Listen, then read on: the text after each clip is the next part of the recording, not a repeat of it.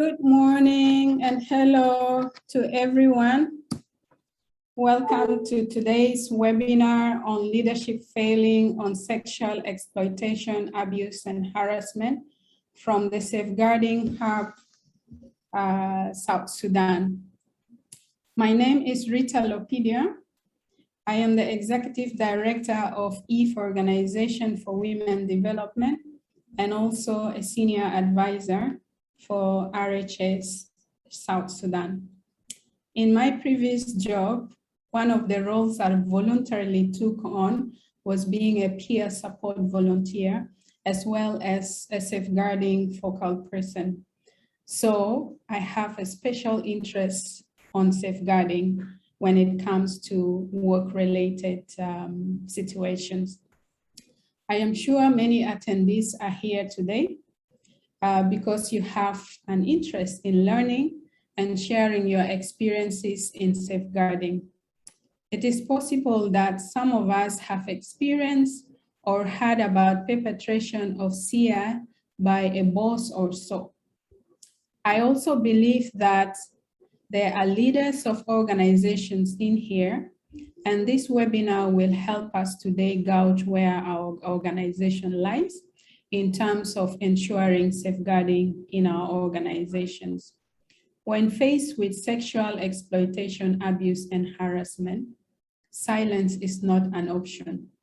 So you need to know who to approach and how you can address issues of sexual exploitation, abuse, and harassment in your workplace. So today's webinar, we will cover two important points. Number one is the good organizational safeguarding culture and leadership. And the second point is possible solutions to situations where senior leadership are involved in perpetrating sexual exploitation, abuse, and harassment and are unwilling to address it.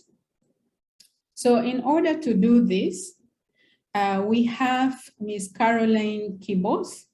She is the National Associate of the Resource and Support Hub South Sudan, and she will talk us through a presentation on organizational culture and leadership. I have the pleasure of working with Caroline and knowing her very well. She is a lawyer with a passion for human rights, peace building, governance, transitional justice, and security reforms. She has been part of the South Sudan peace process, and she's a member of the Civil Society Forum, the Women's Coalition, and Youth Coalition.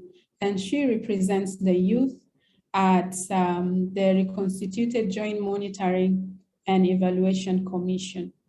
Caroline also supports women and youth and their inclusion in peace process.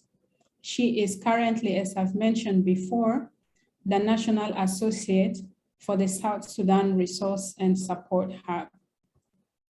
So before we go into our presentation or giving Caroline the floor, I would like to share a few points for all of us to take note of. So a few points on housekeeping. First, you should all know that you are on mute with your videos turned off. This is to support with the quality and connection of the webinar. We know how the connections are in South Sudan. So the chat is also close apart from the panelists, where we will be on help to help you with any technical issues. Also, please be aware that we will be recording this webinar to share on the online hub later on for anyone who was not able to join us today. So your names will not be visible.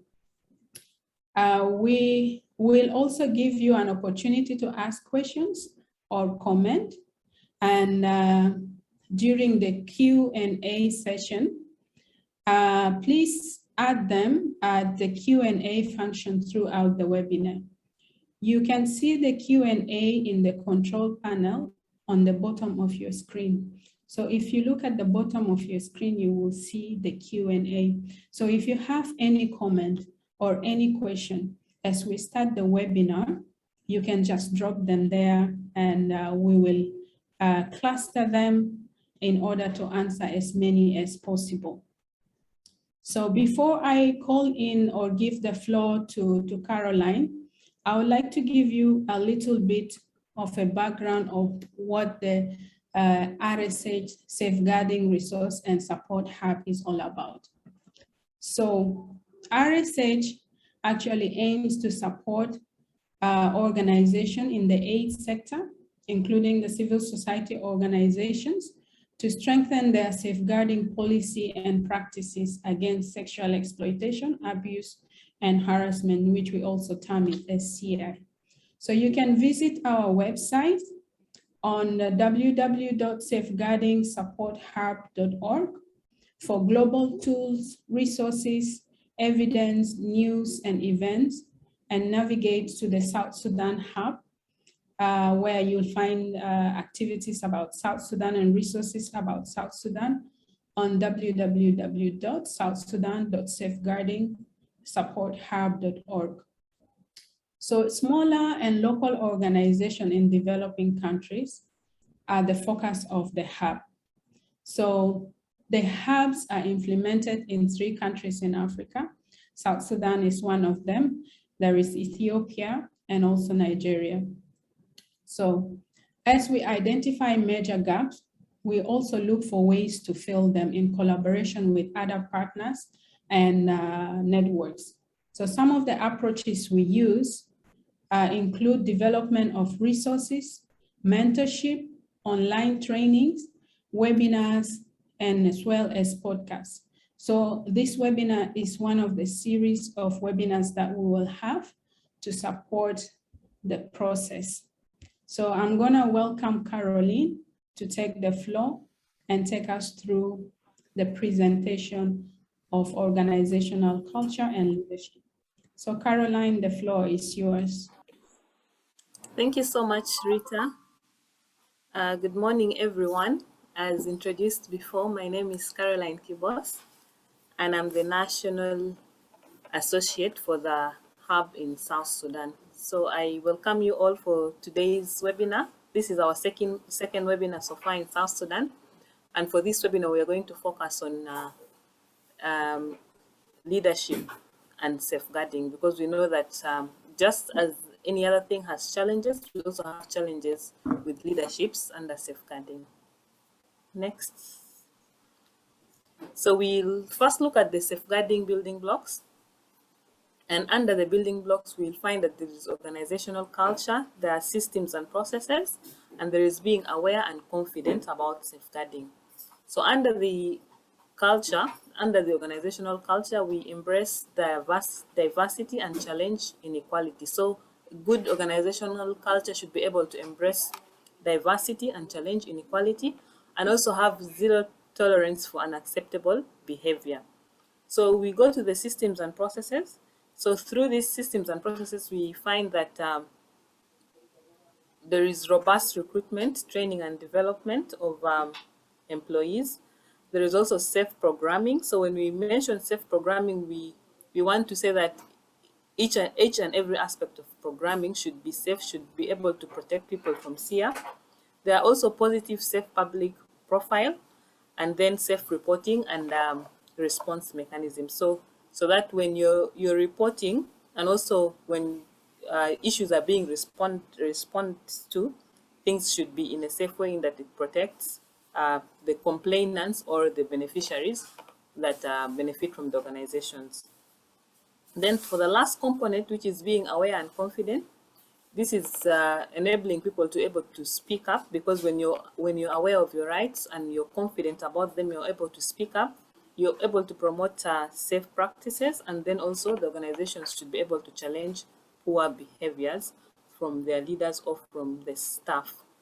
So also still under the organizational culture, we have this axis where we divide it into 4. There is individual change, systematic change. It can be both formal and informal. So if you're having a formal individual change needs access to resources, And then an informal one, that's where we talk about consciousness of both men and women, their attitudes and their beliefs. Then we also have the systematic changes, which are formal, which includes having policies and procedures in place. And on the informal part, where we talk about the organizational culture and deep structures within the organization. So how do we realize a safeguarding culture? So we have a number of things that can help us to realize a safeguarding culture. So first of all, there is leaders role modeling behaviors, then understanding and addressing context-based risks, encouraging and handling well complaints and reports, and supporting survivors, and also lastly, being transparent and accountable. We shall look at them one by one. So we start with the role modeling behaviors. So what do we mean when we say leaders role modeling behaviors? Basically, we are talking about leaders being role models to their staff or to the people around them. So the leaders have to ensure that the mission and vision of the organization are appropriate and prioritize safeguarding. So in the organization's mission and even its vision, at least we should see that safeguarding is prioritized. Then also, we need to have leaders that are able to recruit appropriate structures and appoint people who are just designated as safeguarding leads to ensure that the organizational culture is included in objectives and performance review. And then again, role model behaviors which contribute to safeguarding culture. So you should act what you want people to do. So through that, you will find that to role model behaviors, we should be able to promote diversity. We should be able to recognize bias. By me saying we, I'm meaning the leaders should be able to promote diversity, recognize bias, be open, empower staff to challenge behaviors. So how do we empower staff to challenge behaviors? So we give an example. If someone comes with a complaint, we do not shut them off or make them lose confidence. So that's a way of discouraging. But we should have a culture whereby people are allowed to report, people are allowed to bring complaints forward, so that you encourage more of these complaints to come up. Then we should be able to consistently and clearly communicate the organization's commitment to safeguarding. That's also one of the roles of the leaders should do to model behavior. And lastly, leaders should be able to encourage innovation, share experience, and learning. Next, please. So the second thing we need to know and realizing that is to understand and address context-based risks. So we always know that each and every organization is faced with some risks depending on the context which they work in. So the leaders need to understand the level of risks that the organization can be faced with, and they should also be committed to addressing these risks. So first of all, we need to have some self-assessment. Leaders should be able to carry out self-assessment of their own organization safeguarding profile in the context in which they work and how these individuals may be at risk. So each organization will have different risks depending on where they are working and also depending on their staff. Again, after doing the self-assessment, there should be regular review of the effectiveness of organization system and processes. So regularly, on top of having assessment, you should have regular review of how your systems are effective and how they are working.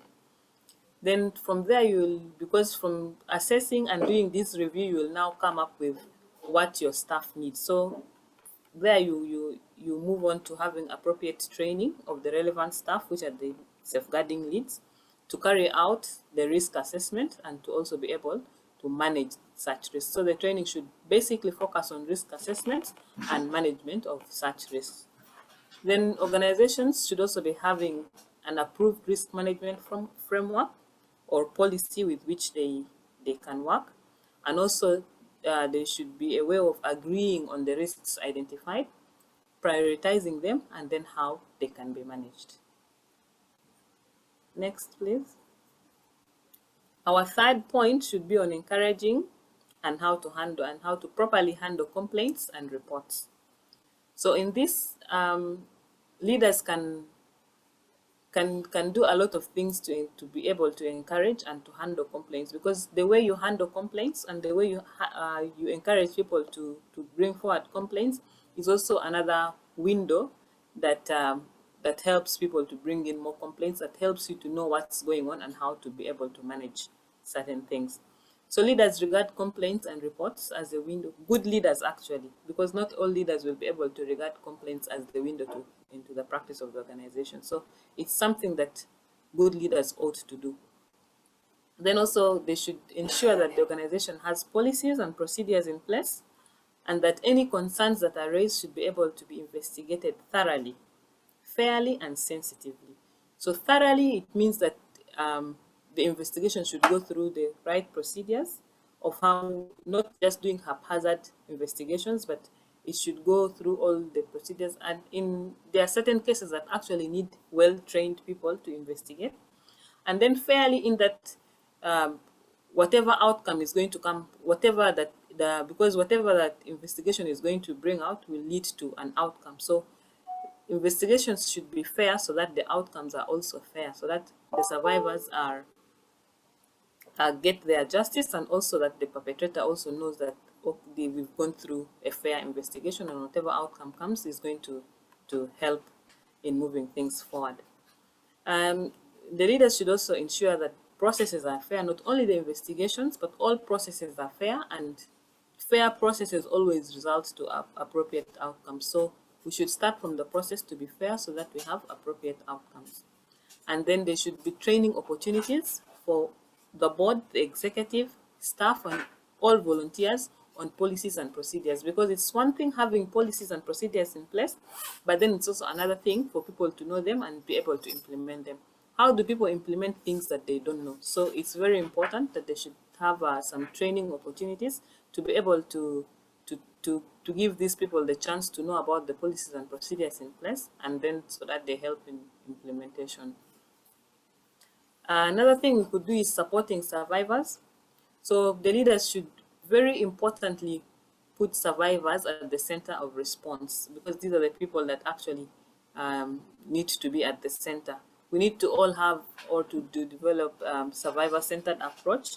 This survivor-centered approach is an approach that puts survivors at the center and not the reputation of the organization, because sometimes we see that certain cases are not taken through because we fear for the reputation of the organization. We say, hey, if we go through this tomorrow, people will be on the street saying, hey, this organization, something like this happened, this organization, a perpetrator was found, like that. So most of the times that's what happens. But if we want to have a good safeguarding culture, we need to be mindful of survivors, and we need to put survivors at the center of response and not the reputation of the organization.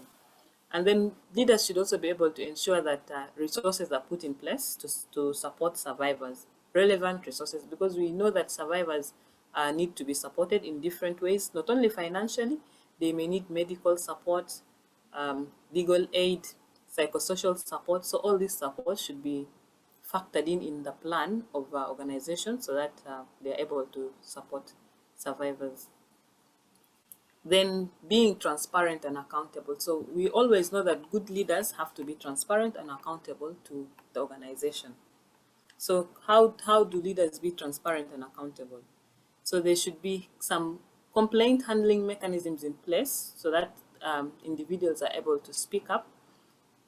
These mechanisms should be confidential, and also should be on an anonymized basis. So it should be on anonymity, because sometimes people are scared that if Carol comes out like this, I will be targeted or I will be victimized more. So there should be some level of anonymity put in place, and also confidentiality, so that information is not transferred from one place to the other, and then in the process it will harm the complainant or the survivor more.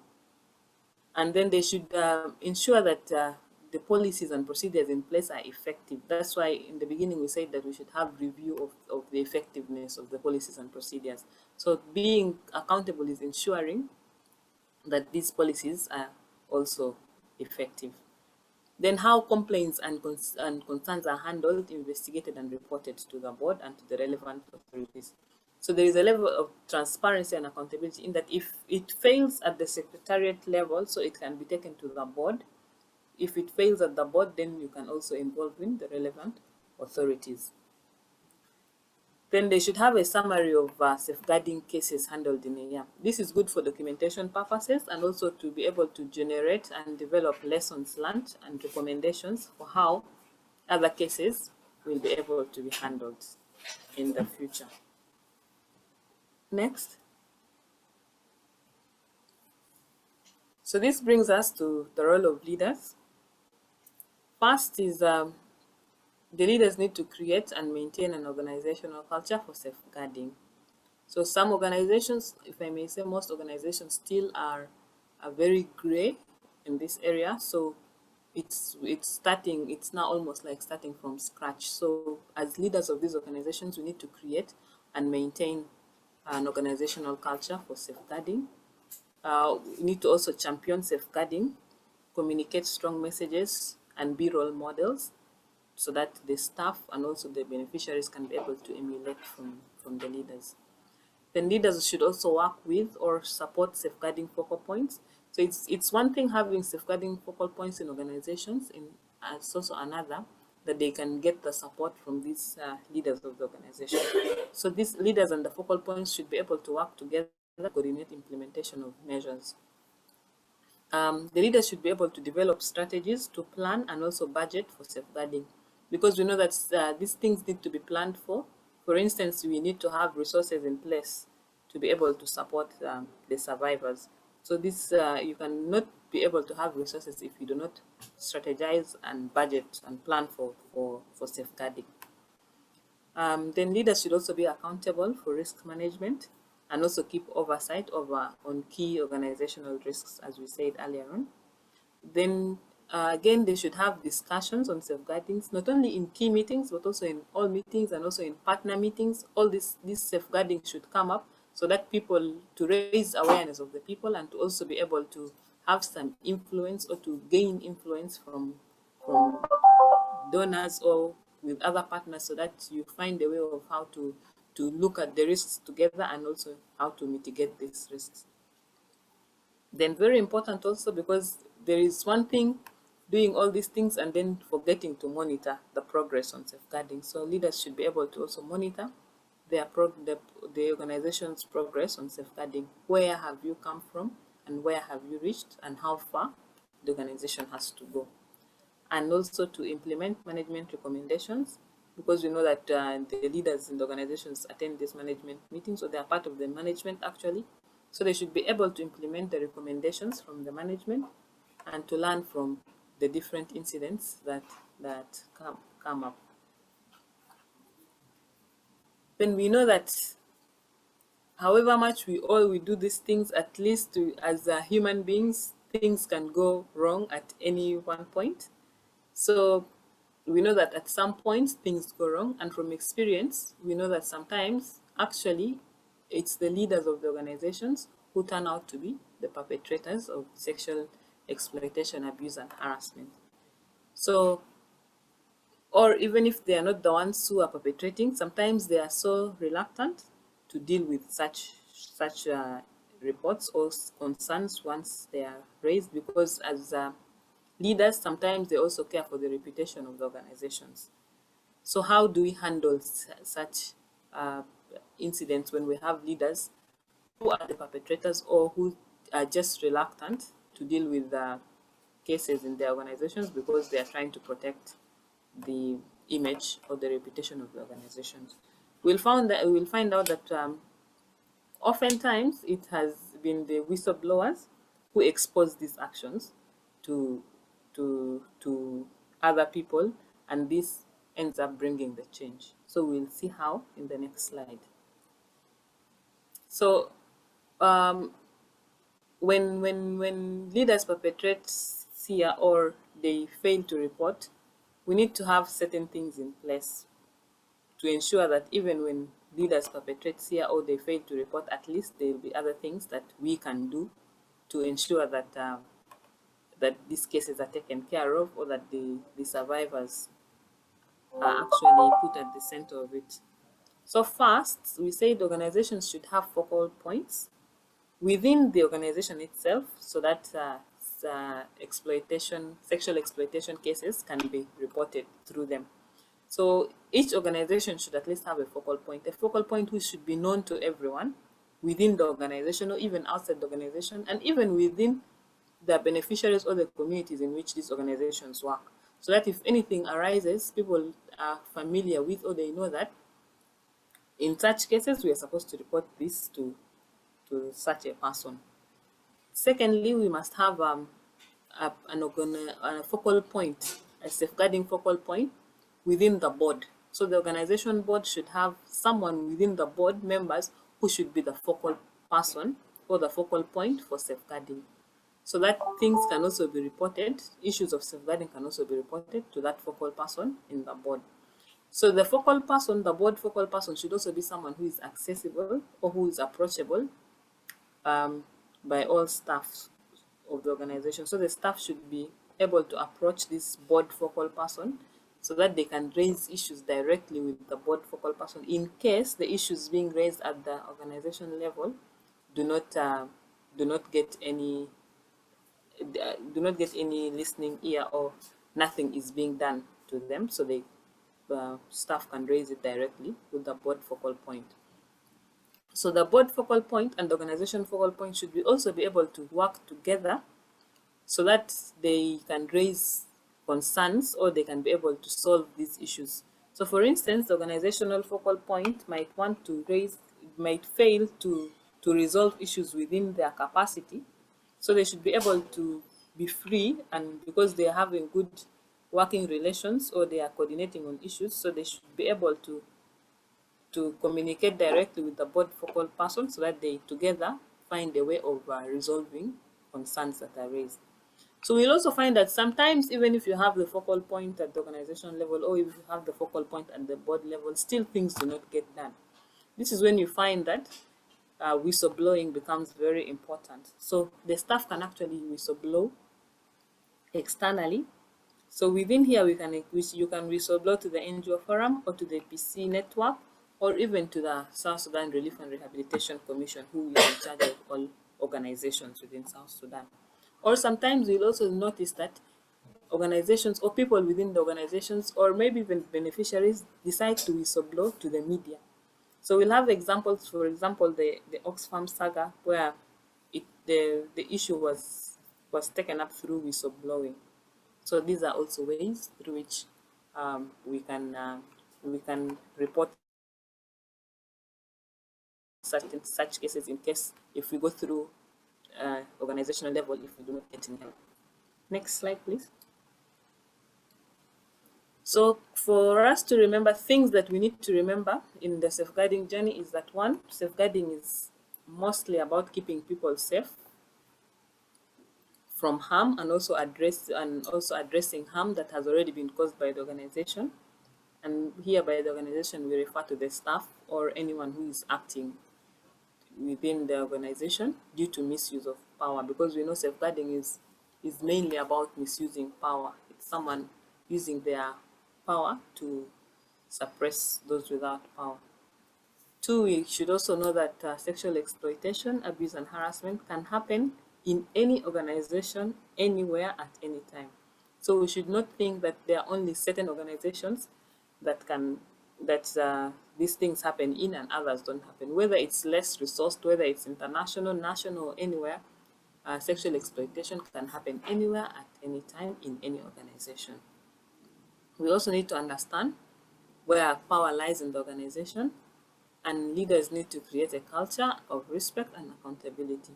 So we need to also understand that as leaders, we have to respect our staff and be accountable to them, not only expect them to be accountable to the leaders, or to respect the leaders. So the respect and accountability goes both ways, not one way. Then organizations also need to do regular assessment of themselves against the safeguarding standards. They should also assess the risks, and then because when you assess the risks, you'll be able to create your mitigation strategy. and should also create and monitor organization-wide safeguarding plans. So unless you plan for safeguarding, there is little that you can do about it. So organizations need to actually create safeguarding plans to guide them in their journey. We also need to address safeguarding incidents. You need to have systems that are accessible to all staff and beneficiaries and the people that come into contact with the organizations. So that means the organizations need to have clear case management procedures and investigations so that people are aware. People are actually aware, and these things should be accessible to the people so that they know where to direct or where to channel their grievances. Thank you so much. So for more information, you can visit the Global Hub, which you can get at safeguardingsupporthub.org, or the South Sudan Hub at southsudan.safeguardingsupporthub.org. You can also sign up to our newsletter in case you've not yet signed up already. It's southsudan.safeguardingsupporthub.org/southsudan/newsletter, or you can follow us on social media. That's Twitter, Facebook, and LinkedIn. Thank you so much. So we'll now go to the questions.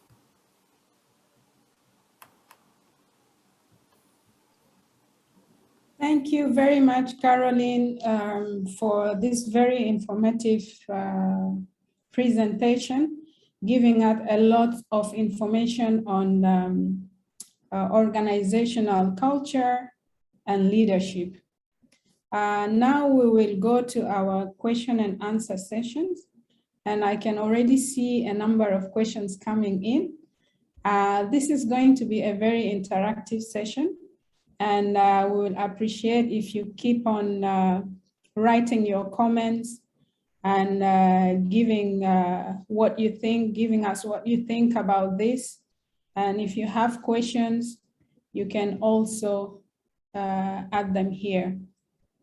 We might not have enough time to answer all the questions, but definitely we will review all the questions, answer them, and send it to you all through emails.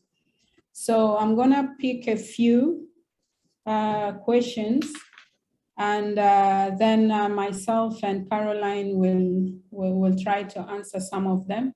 If we're not able to give you all the answers, we will get back to you through email and responding to all your questions.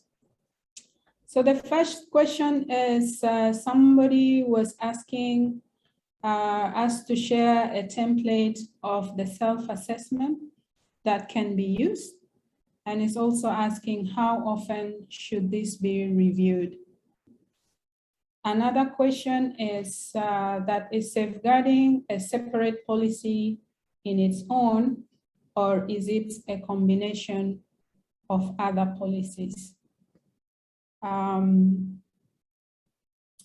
Then an interesting question is also if an organization has a weak leader, or he or she always proclaims that he or she knows everything.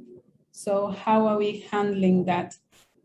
So I think, Caroline, as you think about that, I will start giving my answer to the last question I've just raised in terms of if the organization have a weak leadership. And I think if the organization has a weak leadership, it means that there are actually no proper policies in place. So this presentation in itself gives the organizations the opportunity to learn about leadership and also organizational culture in terms of addressing issues of safeguarding. Once an organization has these policies in place, the policy on safeguarding against sexual exploitation, abuse, and harassment, and you have a focal person within the office that cases can be reported to, as well as you have a focal person in the board that can address these issues. So I think it doesn't matter if the leader is weak, as long as you have these institutional policies in place, it will safeguard the interests of your staff. So I think it is not only looking at personalities, but also looking at the organization itself. What policies that it has in place to protect its staff, and also to protect the beneficiaries that you interact with at daily basis. Because in many instances, you will find many organizations, leaders like the heads, might not have the time to critically look at what is happening within the organizations, because you are busy with meetings, you're busy with writing reports and proposal, but you don't pay attention to what is actually happening in the office with your staff and other senior members in the organization. Therefore, having policies of safeguarding against SEAH is quite crucial.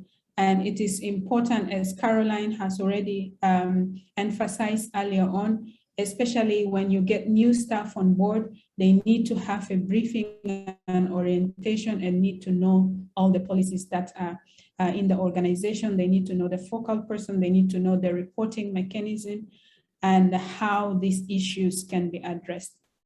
I think I'm gonna give opportunity to Caroline to try and share some information about the self-assessment template and whether safeguarding should be a separate policy or a combination.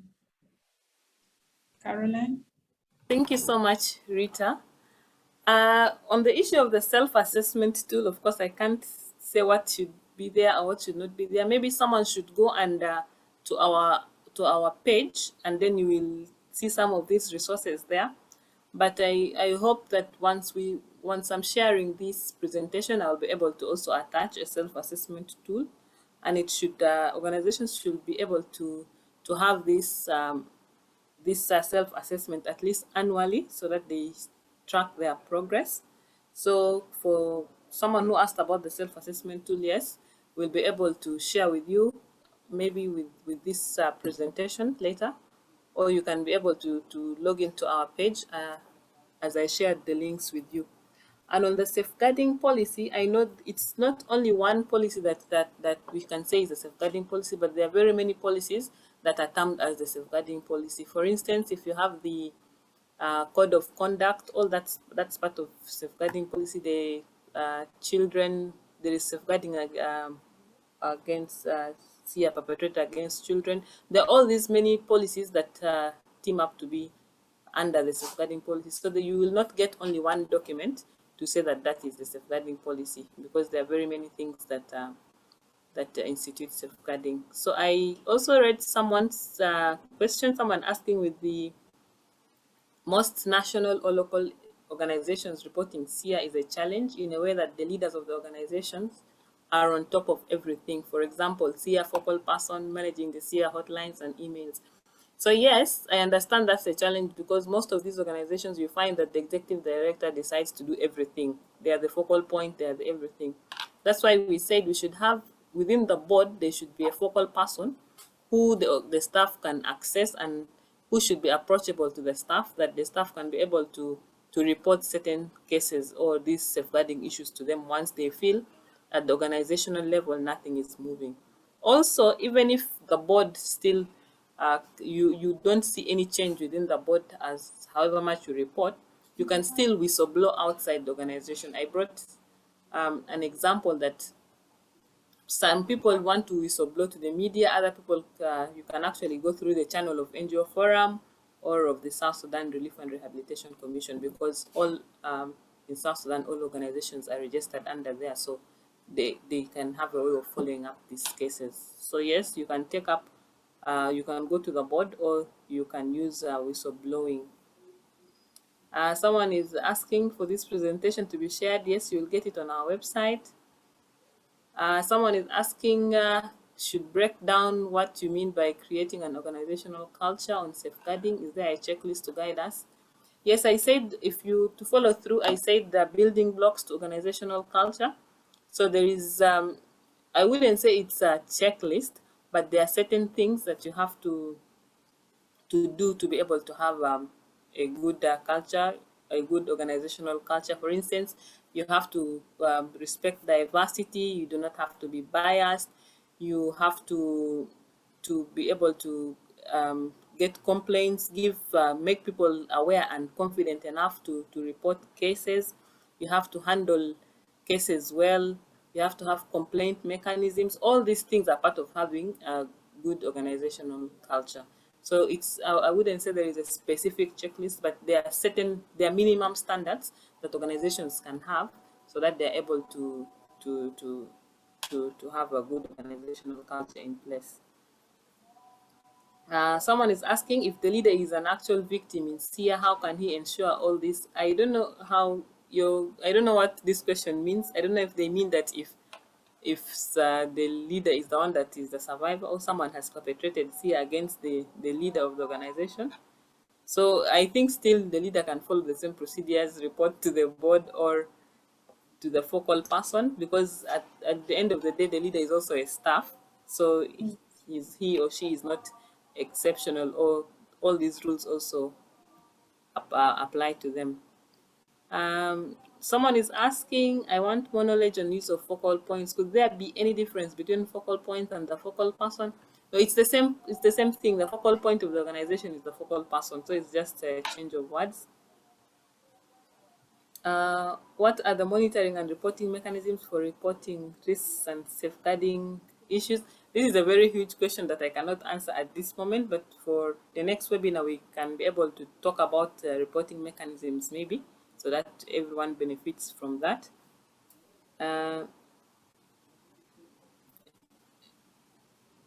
I think, Caroline, this is a very interesting discussion with a number of questions popping up. And just picking up from where you left, what if the leader is the actual victim of SEAH? And you have correctly mentioned that you need to, as a leader, you might have also abusers in your organization that you can easily be abused. That's why we emphasize the importance of having the organizational culture, people knowing issues of respecting diversity and how people generally interact in the organization. If there is respect among people, way of handling issues, if this is clear within the organization, then everybody is safe, including the leader. Because yes, the person is correct, the leader can actually also be a victim. So in order not to fall a victim, I think it's proper that you have proper safeguarding policies in your organization that can protect everyone. And again, there is an interesting question that how do you verify the false reports against the leader? So there are also cases where people might wrongly or, you know, for reasons known to them, accuse their bosses of SEAH, even if it might not necessarily be true. So again, this goes back to what sort of mechanisms do you have in place within your organization to address these issues? So it is not the victim or the accused that will address this, but rather a committee that will look into issues, will look into evidence and try to verify whether this is actually true or this is something that is false. And I think having a clear mechanisms in place will also protect the leader, as we say. So this seems to be the case in which the leader is also falsely accused of perpetrating sexual and gender-based violence. A number of questions were about the resources and presentations. I think you can go to the website. You will find a lot of resources on, you know, safeguarding mechanisms, the issues of risk, the reporting, there are a number of templates and a number of information, a lot of information, in fact, that you will get on our website that will help you and your organization. If you don't have policies, then it will help you also look into issues of developing policies. There's somebody who was asking whether there is funding opportunity for this.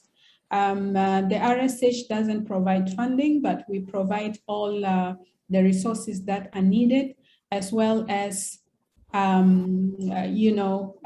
webinars, which are very informative, and we're also going to launch the mentorship program that will mentor a number of organizations to develop safeguarding policies and look at the organizational capacity assessment to see what needs to be addressed within the organizations.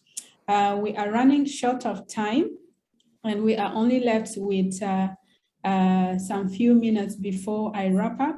I want to give this opportunity to Caroline if you want to say anything in 1 minute or so before we move to the next step. Okay, the questions are so many. I'm just going to say that we will make sure that we answer all these questions, even if we do not answer them live right now. We normally have, after every webinar, we are going to compile all these questions, including the ones we've answered. We are going to compile all the questions and we provide written answers to them, and then we send them back to everyone so that we are all at the same taking. So I would say to those whose questions that we've not been able to answer, we are still going to get back to you. But something I wanted to also mention, or something that has really interested me, I've just seen right now, is someone asking for TOR for safeguarding focal points.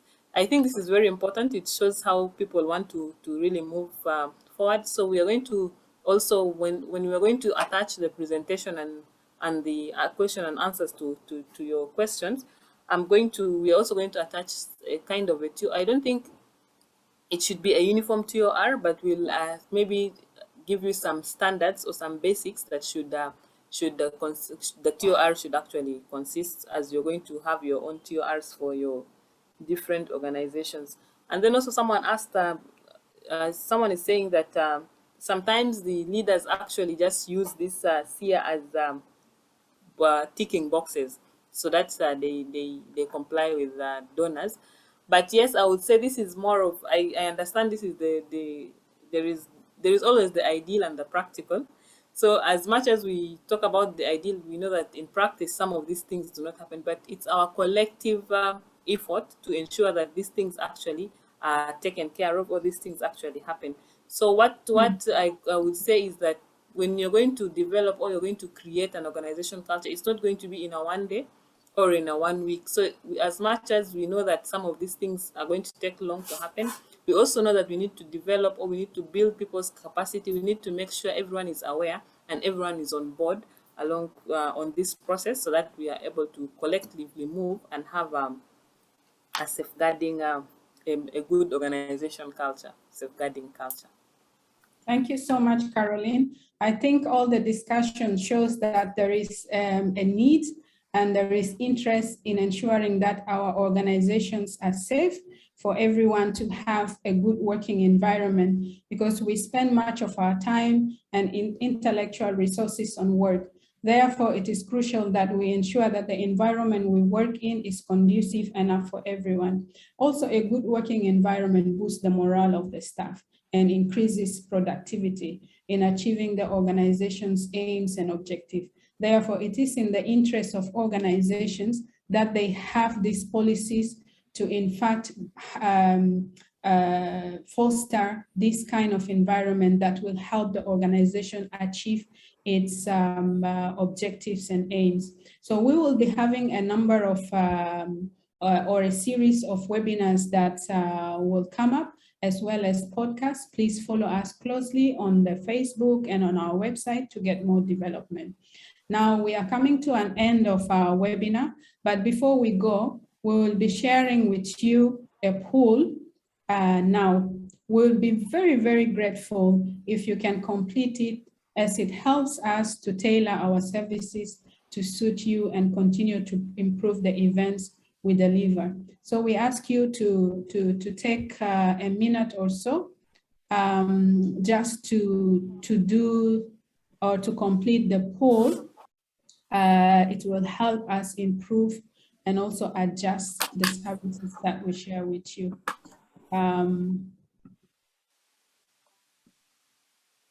So I hope all of you can see the poll. Just you can go through and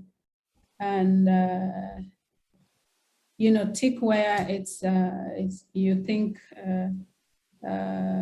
it's your point, whether the webinar has provided you with information and support that you need for your organization. We'll be very happy to hear from you. And as Caroline has emphasized, I will be sharing this webinar recording and slides with all of you, as well as other related resources. If there are any specific resource that you might need and you don't have the time to really go and look for the resource in our website, you can also drop the name of the document or the resource that we need, and we can send it to you. Again, for our future RSH webinar, please subscribe to our newsletter. The link is in the chat. Thank you all, and we hope to connect with you again very soon.